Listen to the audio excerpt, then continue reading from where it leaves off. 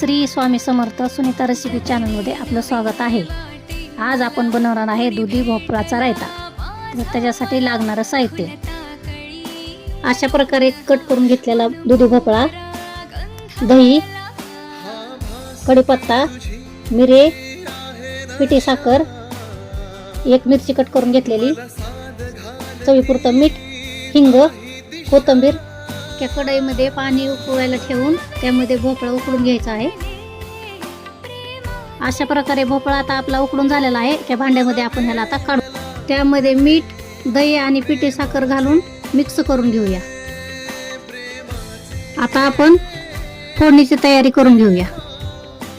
त्यासाठी लागणार आहे आपल्याला 1-2 चमचे तेल चांगलं गरम करून घेऊया। त्यामध्ये मोहरी टाकूया, नंतर काळी मिरी टाकून घेऊया, नंतर कढीपत्ता घालून घेऊया आणि एक कट करून मिरची घेतलेली आहे ती पण आपण टाकून घेऊया।